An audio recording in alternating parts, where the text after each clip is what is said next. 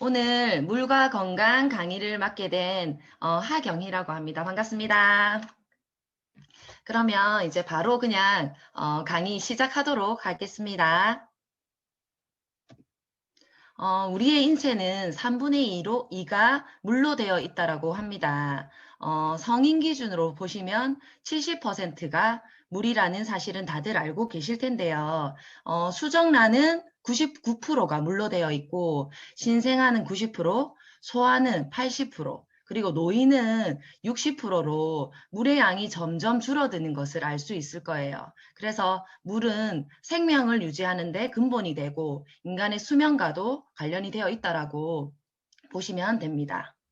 그래서 물에 대한 진실이라는 책에 보시면 우리 몸의 70%가 물로 이루어져 있다는 사실은 이미 상식이라고 했어요.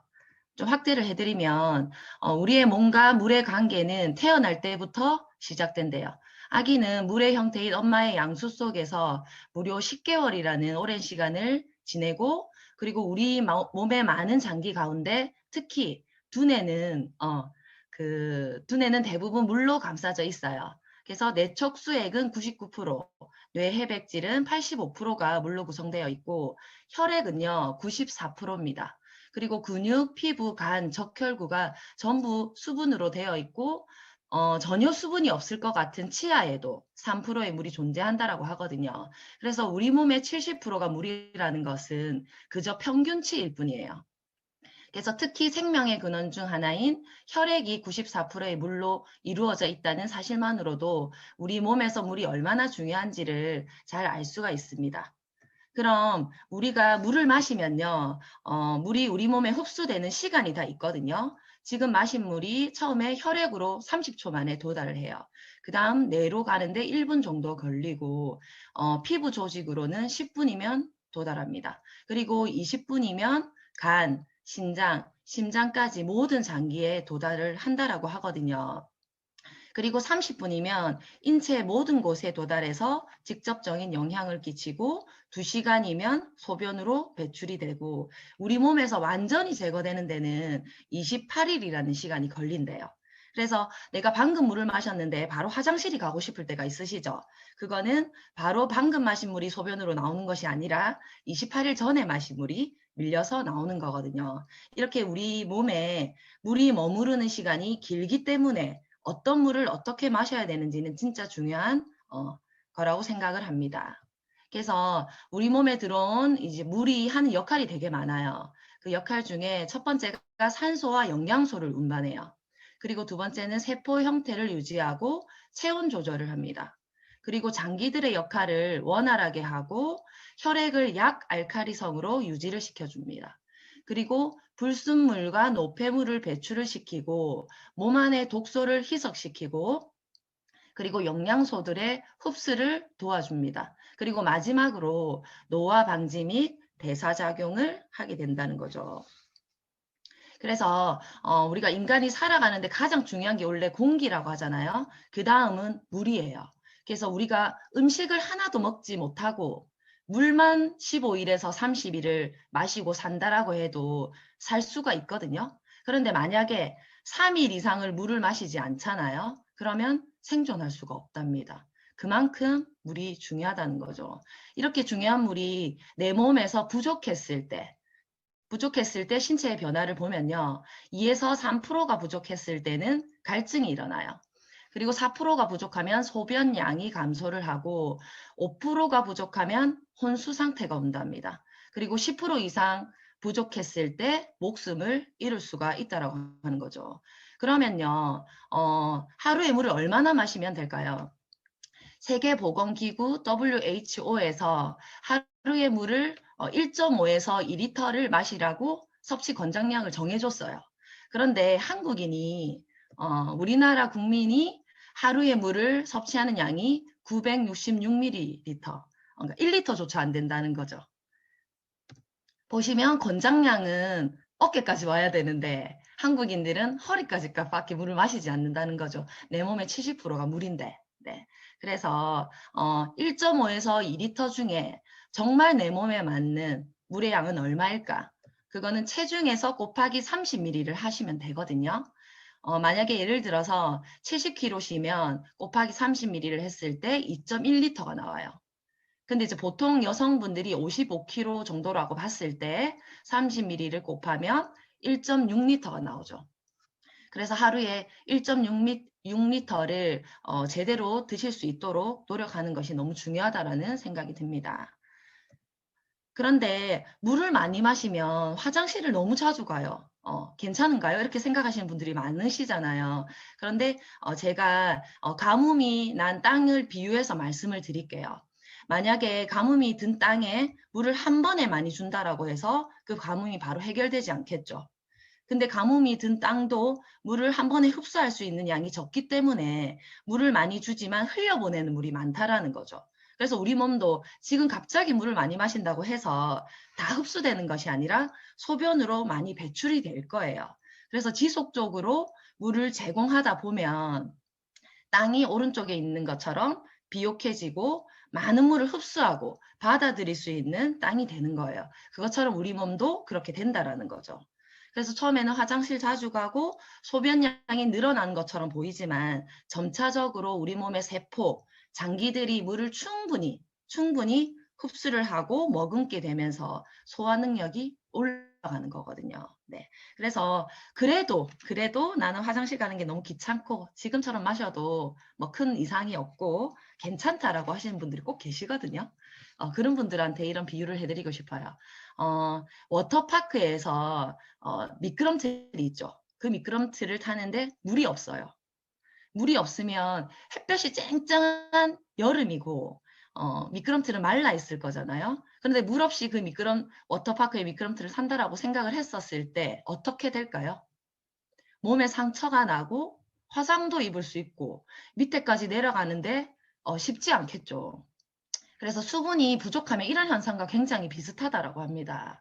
내가 먹는 영양소들이 가야 되는 곳까지 가지 못하게 되고 노폐물이 제대로 빠지지 못하고 내 몸에 쌓이게 되는 거죠. 그게 바로 독소잖아요. 그래서 물을 내 몸에 맞는 양의 물을 마셔주는 것이 굉장히 중요하다는 얘기를 또 거듭 강조해서 드립니다. 그러면 물을 충분히 마셔야 되는 것은 알겠어요. 그럼 어떤 물을 마셔야 될까요? 좋은 물의 기준이 나와 있습니다. 그 첫 번째가 농약, 중금속, 박테리아 등 유해 성분이 없는 물을 마셔줘야 돼요. 그리고 칼슘, 마그네슘, 나트륨 등 미네랄이 풍부한 물이 좋은 물이라고 해요. 그리고 pH 농도가 7.1에서 8.5의 약 알칼리성 물이어야 되고 용존 산소가 풍부한 물, 고여있지 않은 물이 좋은 물의 기준이라고 합니다. 잠시만요. 그래서 우리가 지금 마시고 있는 물 중에 그러면 좋은 물에 적합한 물은 어떤 물이 있을지 한번 알아보도록 할게요. 네 가지 유형으로 보통 물을 드시고 계실 거거든요. 그 첫 번째 수돗물 그리고 끓인 물, 생수, 정수기로 나뉠 수가 있어요. 그 수돗물을 먼저 살펴볼게요. 수돗물 자체는요, 상수도에서 깨끗하게 정수한 물을 각 가정으로 보내잖아요. 그런데 우리 집으로 오는 그 과정이 문제죠. 이게 녹슨 배관이 문제인데 지금 사진으로 보시는 것도 진짜 심하게 녹슨 상수도 배관을 보실 수가 있어요. 그런데 이 관을 통해서 저희 집까지 온다라는 거죠. 확인이 안 되죠, 지금. 예. 그래서 우리나라 전체 45%, 그 절반 이상 가까이가 16년 이상이 된 노후 배관이라고 합니다. 그리고 이렇게 배관이 노후됐다라는 거는 어느 정도 인지가 되어 있어서 에폭시 배관으로 이렇게 교체를 하는 작업들을 하고는 있어요. 그런데 에폭시 배관 내부에 그 화학 물질로 이렇게 코팅이 되어 있거든요. 그래서 이건 안전한가 한번 수질 분석을 해봤죠. 노후관과 신관인 에폭시 배관을 이제 수질 분석을 해봤더니 신관인 에폭시 배관에 알루미늄과 나트륨은 불검출되었지만 철이 기준치의 38배 이상으로 많이 나왔다고 합니다. 네. 그런데 왜 전문가들은 에폭시 배관을 대안으로 썼을까요? 그죠? 근데 우리나라는 새로운 것을 워낙 좋아하고 신소재가 나오면 그냥 빠르게 적용을 시켜보고 싶어 한대요. 그래서 이 에폭시 배관이 검증이 되었는지 그리고 면밀히 따져보고 적용을 해야 되는데 그렇게 하지 않았다라는 이렇게 말도 있거든요. 전문가들이 하시는 말씀이고 그리고 에폭시 더 문제는 에폭시 배관을 통과한 물에 비스페놀 A가 나왔다라는 거죠. 30일간의 실험 기간인데 그 측정 농도가 이렇게나 많이 나왔습니다. 그런데 이 비스페놀 A가 뭐냐고 하면 MBC 특별기획 워터 시크릿에서 김용원 박사님이 뭐라고 하셨냐면 이 비스페놀 A는 발암 물질이고 내분비 교란 물질로 당뇨, 비만, 성조숙, 불임 이런 것을 일으키는 아주 나쁜 물질이라고. 이것을 계속 음용을 하게 되면요. 축적이 된다는 거죠. 축적이 되니까 암이나 기형을 일으킬 수가 있다라는 겁니다.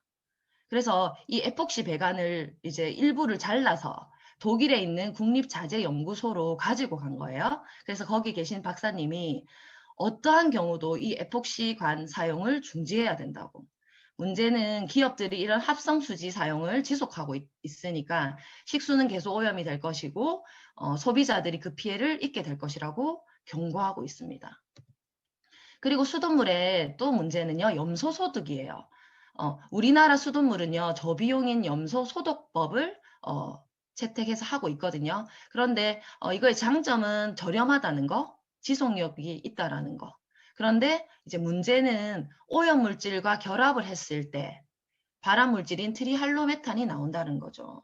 네. 그래서 이 물속에 든 염소가 범인이다라는 책을 보시면 내용이 일부 나와 있거든요. 그런데 우리가 어렸을 때 수족관이나 어항에 이렇게 물고기를 길러보신 경험이 좀 있으실 거예요. 그 물고기에 물을 갈아줄 때 수돗물을 받아서 바로 갈아주는 게 아니고 이렇게 좀 어느 정도 2~3시간 뒀다가 갈아주는 거 보신 적 있으시죠?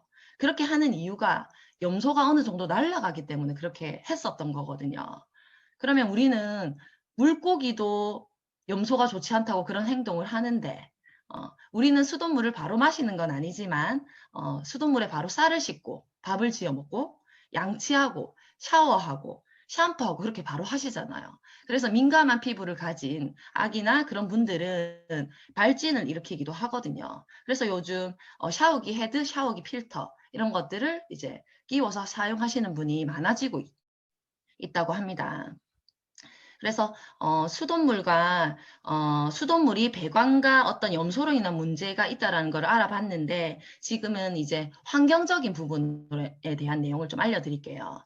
환경적으로는 이 녹조, 낙동강 녹조가 대폭 늘자 식수가 불안하다. 남조류 속 마이크로시스틴은 청산가리의 100배에 달하는 맹독물질이라는 기사가 있습니다. 이 기사에서 또 YTN 뉴스에서요. 장원석 아나운서와 박창근 교수님이 인터뷰한 내용이 나와요. 그런데 이 내용이 조금 긴데 제가 다 알려드릴게요. 알고 있으셔야 될 내용이라서 이 박창근 교수가 뭐라고 했냐면 우리나라 수돗물 만드는 기술은 전 세계적으로도 아주 상위에 있는 기술을 보유하고 있대요. 그런데 이 원수가 다시 말해 낙동강물이 오염이 되면 소독을 해야 하는데 염소 소독을 많이 하거든요. 그러면 총 트리할로메탄이라는 발암물질이 많이 생성이 돼요. 실제로 이것이 발생되어 문제가 되었고 지금 녹조들 중에서 가장 독성이 강한 게 마이크로시스티스라는 조류가 있거든요. 여기에 마이크로시스틴이라는 독성 물질이 있는데 이것은 청산가리의 100배 정도의 독성이 있다라고 알려졌어요. 네. 그래서 세계보건기구 기준치에 456배가 되는 마이크로시스틴이 검출됐다라고 합니다. 그래서 그 장원석 아나운서가 뭐라고 했냐면 그럼 이렇게 걱정하는 분들이 많으니까 일반 매장에서 생수를 사서 드시기도 하는데 그 생수에서 쓰는 물 역시 어쨌든 우리 한반도에 나오는 물 아닙니까? 라고 한 거죠. 그랬더니 이제 그 교수님이 생수가 지금 이번에 대구에 물사태가 났을 때도 생수 사재기를 했는데 일반 국민들은 그렇게 할 수밖에 없지 않습니까? 문제는 생수도 관리를 잘못하면 거기에 오염물질들이 있을 수 있어요. 그리고 국민들이 이 수돗물에 대한 불안감을 느껴서 생수 사재기를 한다는 것은 행정의 실패라고 합니다. 그리고 뒤에 보시면 또 장원석 아나운서가 뭐라 했냐면 상수원으로 어려운 상태의 4급까지 수질이 떨어진다고 말씀을 해주셨는데 일각에서는 정수를 하면 정수해서 먹으면 되지 않나요? 라고 말을 한대요. 그래서 박창근 교수가 뭐라 했냐면 정수를 하면 다 먹을 수는 있습니다. 쉽게 얘기해서 우리가 똥물도 정수 과정에 들어가면 먹는 물이 나올 수 있거든요. 그래서 먹는 물 기준을 맞출 수 있다라는 거죠. 그렇지만 수질이 나쁘면 거기에 정수하는 과정에서 화학약품들을 섞지 않습니까? 그렇게 되면 우리 인간 세상에 알려지지 않은 새로운 또 독성 물질들이 생기는지 안 생기는지 아무도 모른다는 거죠. 그래서 불안해한다는 거죠. 그래서 장원석 아나운서가 세계보건기구 WHO 기준으로 마실 수 있는 물이 1ppb라고 하던데 4대강 수준에 비하면 어떤가요? 라고 물어봤더니 박창근 교수가 최대 마이크로시스틴이 450, 600까지 관찰됐고 그런데 이걸 1로 낮추려고 하면 엄청난 정수 시스템이 도입되어야 한다. 그런데 문제는 이와 같은 것을 공무원들이 알고 있다라는 거죠. 그리고 현장에 가보면 녹조가 뻑 죽어서 뻑뻑하고 하여간 먹기에는 부적절한 것을 한눈에 알 수가 있습니다. 그래서 공무원들은 수돗물을 먹지 않는데요. 너무 비양심적이지 않습니까? 네. 그래서 공무원들도 먹지 않는 수돗물을 우리는 끓여 먹고 쌀 씻고 양치하고 그렇게 사용하고 있다라는 거죠. 그래서 2021년 기사인데 겨울인데도 녹조 발생이 계속되고 있고 진주 지양호에도 조류 경보가 발생했다라는 기사가 지속해서 계속 나오고 있다라는 걸 알 수가 있어요. 그리고 두 번째 환경적인 문제로는 과부라 화합물이라고 있어요. 과부라 화합물 한번 들어보셨나요? PFOA라고도 하는데 이게 어떤 물질이냐 하면 어떠한 집에 가도 주방에 하나쯤은 다 있는 코팅 후라이팬 아시죠? 그 코팅 후라이팬, 프라이팬 코팅제 테프론이라는 그 속에 있는 화학물질이 PFOA예요. PFOA 과부라 화합물입니다. 이게 이 영화가 영화 포스터인데요. 작년 3월에 다크워터스라는 영화가 개봉이 되었어요. 그런데 작년 3월이면 우리 코로나가 대유행하던 시기잖아요. 그때 개봉해서 못 보신 분들이 굉장히 많으실 거거든요. 그런데 이 영화의 주제가 바로 과부라 화합물이었습니다. 미국의 화학회사 듀폰, 그 듀폰이라는 회사가 유독물질을 은폐를 해서 그 소송을 다룬 이제 실화 영화이거든요.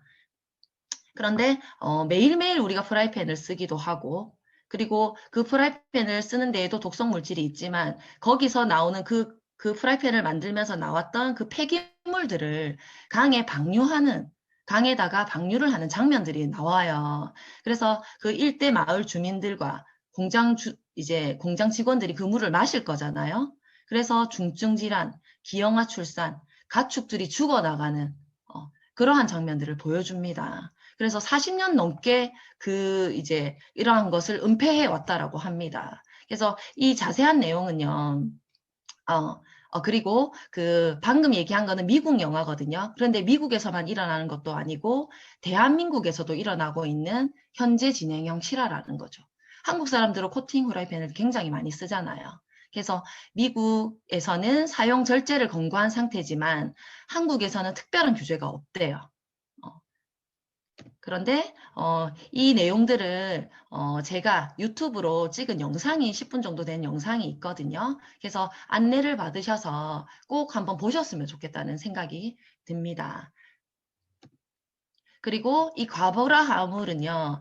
좀 전에 얘기했듯이 고아나 간 질환 그리고 기형아 문제와 연관이 되어 있다라고 전문가들이 말씀하시고 있죠. 그런데 제가 프라이팬에도 그 물질이 있지만 강에 아까 방류했다라고 얘기를 했잖아요. 그런데 낙동강에도 그 과부라 화합물이 검출됐다라는 기사가 있었어요. 그래서 이 PFOA 과부라 화합물은요, 잔류성 유기물질, 환경호르몬, 내분비 교란 물질이라고 합니다. 그래서 임신장애, 기형아 발생, 암 이런 것들이 예상하기 힘든 결과로 이어질 수 있다는 거죠. 그런데 배출도 잘 안 된대요. 잔류성이 강하다는 의미는 다음 세대로 넘어갈 수 있다는 얘기거든요. 그래서 우리 유아와 어린이, 노약자에게는 정말 위험한 그런 물질이라고 보실 수가 있어요. 그런데 이 과부라 화합물은요, 끓여도 휘발되지 않는데요. 네, 그래서 2018년에 대구 수돗물에서 과부라 화합물이 다량 검출됐다라는 그런 보도들이 굉장히 많이 나왔었거든요. 그리고 요즘은 이제 수돗물 사태가 그것뿐만이 아니고 최근에 이제 인천에서 붉은 수돗물 나왔다. 그리고 유충이 나와서 이제 불안해서 진짜 못 살겠다. 이런 이제 수돗물에 대한 어떤 사건들이 계속 연이어서 나온다는 것을 알 수 있으실 거예요. 그리고 마지막 이제 폐의약품.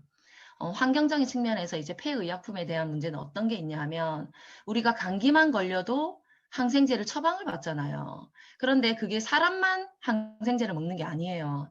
의약물질은요, 가축으로도 애완견, 그리고 뭐 어류, 생산 공정 이런 것에도 전부 다 항생 물질들이 이제 사용이 되고 있거든요. 그런데 이게 이제 처리하는 과정에서 우리가 하천으로 흘러가고 토양에 다 스며든다는 것을 알 수 있어요. 그래서 우리는 이제 남은 약을 어떻게 다들 폐기하시는지는 모르겠지만 미복용한 의약품을 쓰레기통이나 하수구, 변기통에 버리는 것이 50%가 넘는다고 합니다. 그렇게 되었을 때 낙동강 본류 육개 지점과 낙동강으로 흘러드는 하수 처리장, 방류수 26개 지점에서 모두 방코마이신 내성 장알균이 검출되었다고 해요. 그래서 이렇게 매년 버려지는 2천억 원대의 규모의 폐의약품을 진짜 심각하다는 문제가 있다라고 합니다. 그래서 우리가 수돗물은 그냥 이제 먹지 못하겠다라는 게 이제 물로서도 확인을 했고 환경으로서도 확인이 되었는데 그러면 끓인 물은 어떨까요? 내가 이제 끓여서 드시는 분들 꽤 계신 걸로 제가 알고 있거든요. 그런데 끓인 물은요, 100도씨에 5분을 끓였을 때 박테리아나 바이러스는 해결이 돼요. 그런데 중금속, 세균, 발암물질, 그리고 뭐 잔류 염소 같은 거는 제거가 불가능하다라고 합니다. 그런데 물을 또 끓이면요, 용존 산소가 사라져요. 아까 좋은 물의 기준에서 용존 산소가 있는 물을 마셔야 된다라고 했잖아요. 그런데 이 용존 산소가 뭐냐 하면 물 속에 녹아 있는 산소예요. 그래서 우리가 흔히 끓인 물을 죽은 물이라고도 표현을 하죠. 그리고 이제 생수는요. 그럼 생수는 안전할까요? 우리가 브랜드가 진짜 많잖아요, 생수들이. 그런데 미네랄은 다 제각각이에요. 그런데 대부분 미네랄이 있습니다. 그런데 수질은 생수업자 양심에 맡기는 거죠. 그리고 가격 차이가요. 가장 비싼 것과 저렴한 것이 4배 이상 차이가 많이 난다고 합니다.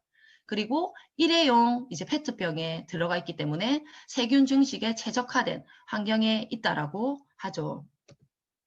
그런데 여기서 잠깐 우리나라 생수 브랜드는 혹시 몇 개인지 알고 계시나요? 마음속으로 한번 생각해 보세요. 저는 한 2, 30개 정도라고 생각을 했어요. 그런데 무려 300개라고 합니다. 브랜드만 300개 육박하는 생수. 그런데 같은 생수 공장에서 다른 생수, 다른 가격으로 나온다는 거죠. 우리나라에는 수원지가 67곳이 있거든요. 그런데 그 67곳에서 300개의 브랜드가 나온다는 거죠.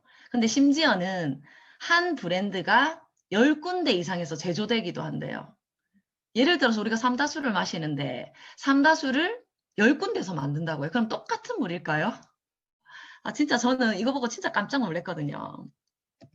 그리고 생수는요, 우리가 그 대형마트 이런 데는 창고에 저장하기도 하지만 이렇게 외부에 햇볕이 드는 곳에 적재를 하기도 하거든요. 그런데 이런 생수 도매 상인들이 햇볕에 놔두면 안 되게 되어 있다는 걸 알고 있지만 그렇게 하고 있다는 거죠. 그래서 소비자 고발해서 이제 그 생수를 가져와서 분석을 해봤더니 포름알데히드, 아세트알데히드라는 발암물질이 검출되었다라고 해요. 그리고 요즘 미세 플라스틱 문제가 많잖아요. 그래서 미세 플라스틱이 이제 모르시는 분들을 위해서 미세 플라스틱은요, 5mm 미만의 작은 플라스틱으로 크기가 너무 작아서요, 하수 처리 시설에서 걸러지지 않는데요. 그래서 바다와 강으로 그대로 유입되는데 이것을 물고기들이 먹이로 오인을 해가지고 먹는다는 거죠. 그래서 요즘 물고기들이 죽은 물고기들을 이렇게 해보면 미세 플라스틱이 굉장히 많이 검출이 되잖아요. 그래서 해안가 미세 플라스틱 오염도가 세계에서 한국이 1위라고 합니다. 이것도 문제지만 더 문제는 전 세계 생수 93%에서 미세 플라스틱이 검출이 되었다라는 거죠. 정말 비싼 생수 아시죠? 지금 사진에 나와 있는 그 생수조차도 다 검출이 되었다고 합니다. 그래서 매일 마시는 생수까지 미세 플라스틱의 역습을 우리가 받고 있고 이 발암물질에 의해서 정자수가 감소하고 자폐증 등이 생길 수 있는 사례들이 보고되고 있다고 합니다. 그리고 마지막으로 생수는요. 우리는 매일 독을 마시고 있다라는 책을 보시면 슈퍼용 생수는 가공식품이라고 나와 있어요. 사실 판매용으로 생산하는 모든 생수는요. 방부제, 살균제, 표백제, 보존제 등이 들어가 있는 가공식품이라고 하실 수 있습니다. 진짜 어떤 물을 믿고 우리가 마실 수 있을까요? 그런 생각이 진짜 많이 들거든요. 그러면 정수기, 마지막으로 정수기를 한번 알아보도록 할게요. 정수기는요, 우리나라 사람들이 음용수 이용하는 이용 현황을 보니까 정수기 물을 먹는다고 하시는 분들이 40%로 가장 많았어요. 그 다음 이제 생수 이렇게 쭉 있는데 정수기의 보급률이 약 55에서 60% 정도가 된다 하고 약 2조 5천억 원의 시장 규모를 가지고 있대요. 그리고 연간 200만 대가 판매되고 교체되고 있다고 합니다. 그러면 이러한 정수기의 정수 방식은 어떻게 될까요? 네 가지로 이제 나뉠 수가 있거든요.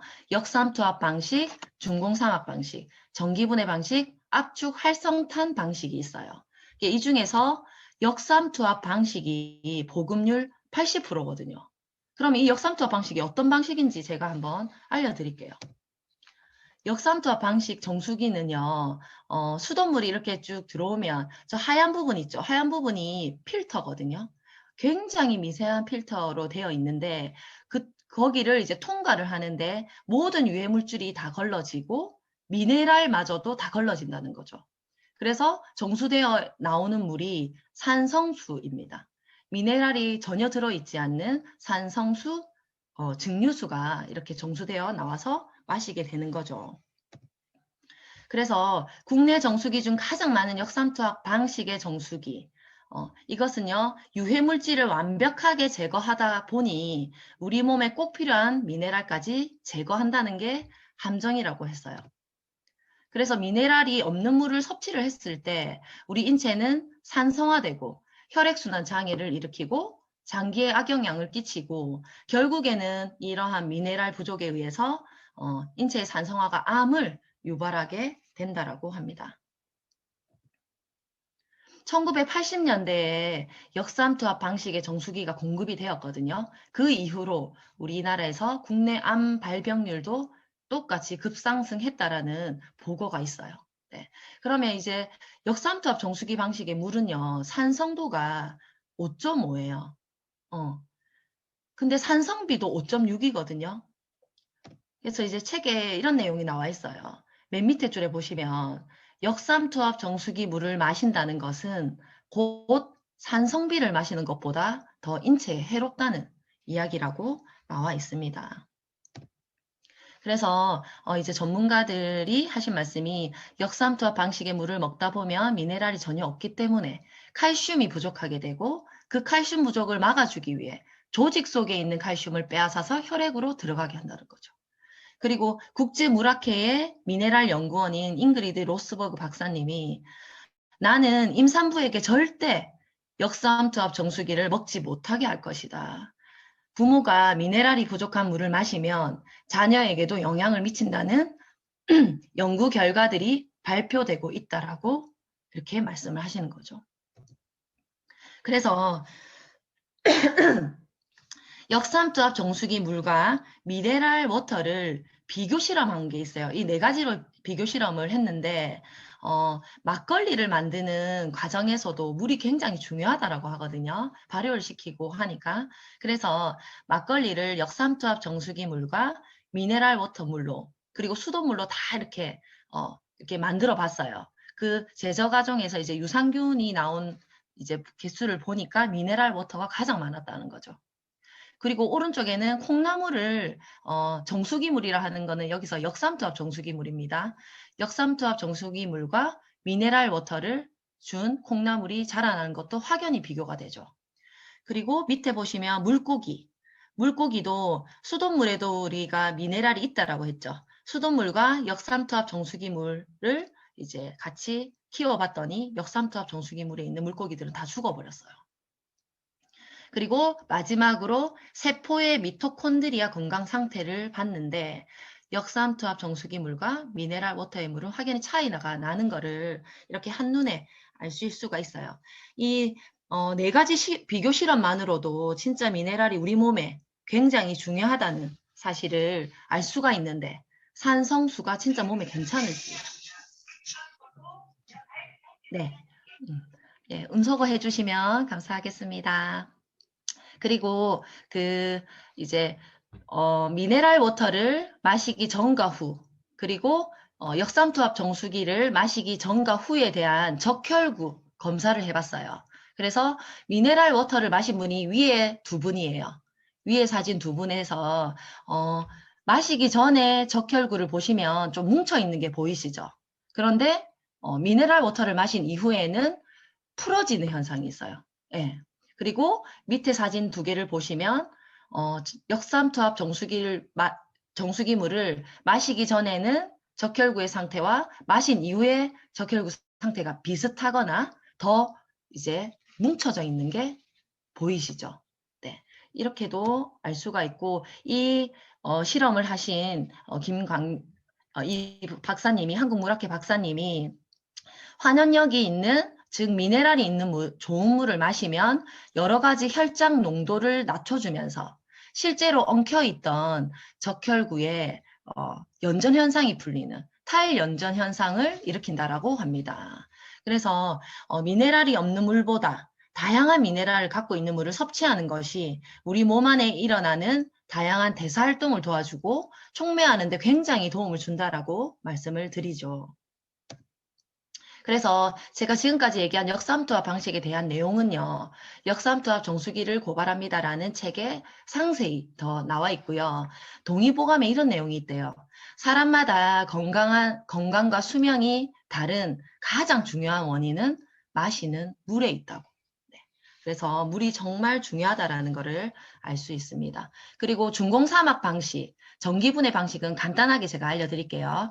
중공사막 방식은 오른쪽 이거든요. 중공사라는 미세한 어떤 실 같은 막이 있어요. 그 막을 이제 필터로 사용해서 통과를 하는 건데 물이 통과가 되는 건데 사람 머리카락 굵기의 1만 분의 1, 10만 분의 1의 기공을 가진 막을 통과해서 나오는 물이에요.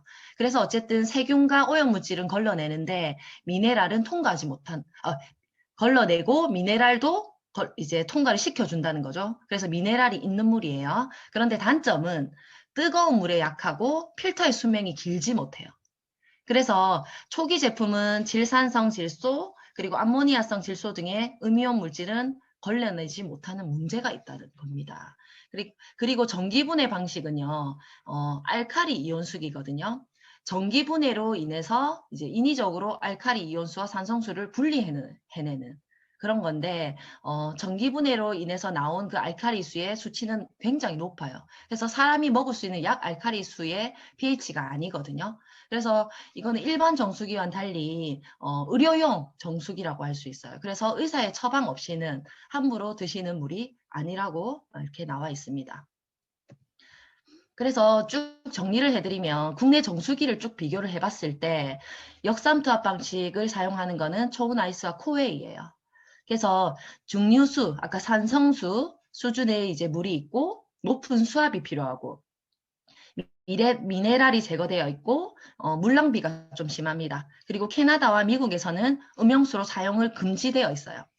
그리고 중공사막 방식, 제가 좀 전에 얘기 드렸던 방식은 동양매직과 웰스 정수기에서 사용을 하고 있는데 미세공의 막힘이 우려가 되고 막힌 구멍에 세균 번식, 그리고 필터 수명이 굉장히 짧다라는 거.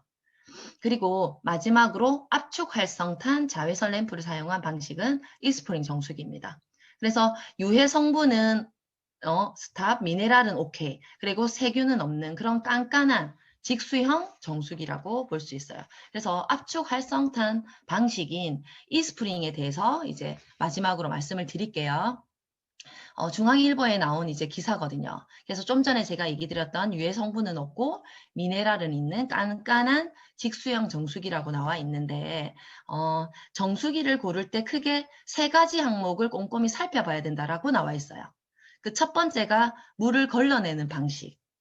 그래서 역삼투압 방식에서는 이제 미네랄을 걸러내기 때문에 그런 방식은 맞지 않다라고 나와 있고, 둘째는 정수한 물을 저장하는지 저수조 그런 물탱크가 없어야 된다는 거죠. 그리고 직수형이어야 된다는 얘기고, 세 번째로는 정수기의 성능을 공식 인증한 자료를 확인하는 게 좋다라고 나와 있어요. 세계적인 정수기 성능 인증 기관인 세계보건기구의 협력센터이자 미국 위생재단인 NSF라고 있습니다. 이 NSF에서 이소영이란 본부장님이 NSF는 정수기 품질을 인증하기 위해 정수기를 구성하는 모든 물 접촉 부속품, 재질에 대한 정보를 수직 검토해서 시험 계획을 수립을 한다라고 돼 있어요. 그래서 저 밑줄 친 거에서 정수 성능 평가는 정수기 인증의 핵심이라고 합니다. 그래서 만약에 제조사에서 주장하는 것과 실제 정수기의 성능이 일치하는지 비교를 한다는 거죠. 그리고 제품 사용 설명서가 정확하고 객관적인 정보를 제공하는지 확인해야 NSF의 인증을 받을 수 있다고 하죠. 그래서 이스프링 정수기에 들어가는 그 압축 활성탄 그 필터의 이제 표면적이 확대된 사진이거든요. 그래서 2014년 미국 시장 조사 기관에 따르면 전 세계 가정용 정수기 가운데 가장 많은 판매가 된 아메이 이스프링 정수기인데 이 이스프링은 아메이가 미국에 특허 등록한 압축 활성탄 필터를 사용한 직수형 정수기라고 이렇게 나와 있습니다. 그래서 더 자세한 내용은 제가 이제 또 쭉 이렇게 알려드릴게요. 이스프링 이 필터는요, 코코넛 껍질에서 얻은 압축 카본 필터예요. 그래서 덕분에 0.2 마이크로미터 크기의 작은 입자까지 걸러낼 수가 있습니다. 그래서 몸에 좋은 영양소와 미네랄은 보호해주고 140가지 유해 물질을 걸러준다라는 거죠. 그리고 두 번째 특징은요. 무선 UV 램프거든요. 행여나 그 필터에서 걸러주지 못한 것을 여기서 바이러스 박테리아까지 99.99% 비활성화 시킨다라는 거죠. 그래서 이 UV 램프를 이 UV 램프가요. 그 필터에 가운데 이렇게 들어가 있거든요. 가운데 들어가 있다는 것은 물속에 들어가 있는 것과 마찬가지라고 볼 수 있잖아요. 그런데 일반적으로 물을 사용하는 곳에 전기가 들어가는 것은 합선이 있을 수 있고 위험성이 있죠. 그런데 이러한 부분을 해결하기 위해서 이커플드 테크놀로지라는 무선 전력 공급 기술을 아메이에서 개발을 했어요. 쉽게 말하자면요. 무선 충전 기술이거든요. 우리가 휴대폰을 충전하든지 자동차를 충전할 때 쓰는 무선 충전 기술 있죠. 그 원천 특허 기술을 가진 것이 우리 아메이라는 거죠. 네. 그래서 이 UV 램프가 제대로 작동되게 하기 위해서 무선으로 전력을 보내주는 그런 역할을 하는 그런 기술을 개발을 했다라는 거죠. 그래서 이러한 기술들을 이제 다른 기업에서 다 이제 가져다 쓰기 때문에 이제 로열티를 이제 받고 있겠죠. 네. 그래서 너무 대단하다는 생각이 좀 많이 들었고, 그리고 공식 기관 인증을 받은 이스프링입니다. 앞서 말씀드렸던 NSF. NSF는 정수기 안정성 인증을 제공하는 세계적인 시험 기관이에요. 세계보건기구 WHO가 공식 지정한 공공보건 및 안전관리 기관입니다. 여기서 우리 이스프링 정수기를 인증을 해주셨는데 이 기관에서는 최초로 가정용 정수기 표준을 발표하기도 했고요. 세계보건기구와 협력센터가 되어서 계속 다양한 연구를 하고 있는 기관입니다. 그래서 NSF에서 받은 4가지 인증 내용이 있어요. 이걸 확대해서 이제 보여드리면 401번 의약품 등 신종 오염 물질 15종 감소 및 제거한다는 능력. 제가 앞서 폐의약품 얘기 드렸죠. 그런 것들을 다 걸러줘요. 그리고 55는 박테리아나 미생물 등 비활성화시키는 인증을 받았고, 그리고 맛이나 냄새 등 심미적 요인을 제거하는 42번을 받았고요. 그리고 각종 유기화합물을 제거하고 남조류에서 배출되는 독소 마이크로시스틴을 처리하고, 그리고 가부라 화합물 PFOA, PFOS까지 처리되는 53번을 받았습니다. 원래라면 인증이 6가지였는데 이 마이크로시스틴과 가부라 화합물까지 합쳐서 이제 인증을 53번으로 공통으로 이제 인증을 해준다라고 합니다. 그런데 더 대단한 거는요. 아메이 이스프링 정수기는 한 번도 리비전이 된 적이 없거든요. 업그레이드가 된 적이 사실 없었어요. 그런데 이 가부라 화물, 이거는 2018년도에 저희가 이제 이 인증 마크를 받았는데 그 전부터 이미 이스프링은 걸러주고 있었다라는 거죠. 이거를 인증받으려고 이번에 기술을 도입한 것이 아니라 그 전부터 쭉 걸러주고 있었다라는 사실이 정말 이제 대단하다는 생각이 듭니다. 그리고 이스프링 정수기는 전력 사용을 최소화시켜요. 이제 물을 틀 때 퍼싯이라는 이거를 틀 때만 정수할 때만 전원이 작동이 된다라는 거죠. 그래서 우리가 그 이스프링 정수기 필터를요, 1년 5,000리터까지 사용이 가능하거든요. 그런데 리터당 평균 83원 정도의 비용밖에 들지 않아요. 그래서 경제적인 유지비는 물론 지구 환경까지 생각하는 정수기라고 보시면 되고, 그리고 이스프링은 정수 과정에서 버려지는 물이 하나도 없어요. 직수형 정수기라고 보시면 됩니다. 그리고 실시간 체크하는 스마트 칩이 탑재되어 있거든요. 그래서 만약에 제품에 이상이 생겼을 때는 전화기 표시가 빨갛게 깜빡깜빡 하고요.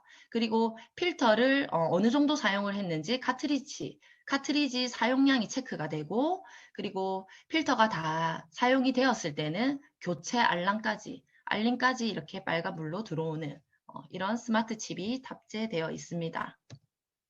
그래서 전 세계 정수기 판매 1위 브랜드 이스프링 정수기. 제가 앞서 말씀드렸던 좋은 물의 기준, 그 좋은 물의 기준이 뭐였나요? 미네랄이 있는 물, 유해 성분은 다 걸러주는 물, 그리고 pH 약 알칼리성인 물, 그리고 이제 용존 산소가 풍부한 물, 고여있지 않은 물, 그 전체 내용에 이제 전부 다 부합하는 좋은 물로 만들어진 이스프링 정수기라는 것을 확인하실 수가 있었어요. 그래서 이 이스프링 정수기를 만든 아메이라는 회사가요, 1959년 설립 시작 때부터 환경을 생각하는 철학으로 60년의 역사를 지켜왔거든요. 그래서 표준보다 항상 높은 그러한 이제 기준을 지키는 회사인데, 그곳에서 그 회사에서 만든 이스프링 정수기라면 정말 믿고 선택해서 마실 수 있는 그런 물이라는 생각이 많이 들더라고요. 그래서 본질에 집중한 좋은 물을 찾는 분께 이스프링 정수기를 제가 권해드립니다. 그래서 우리를 지킬 수 있는 것은 우리가 아니고 국가도 기업도 아닙니다. 우리뿐입니다. 우리가 아니가가 아니고. 네, 우리뿐입니다. 그래서 제 강의는 여기까지 이상으로 마치도록 하겠습니다. 감사합니다.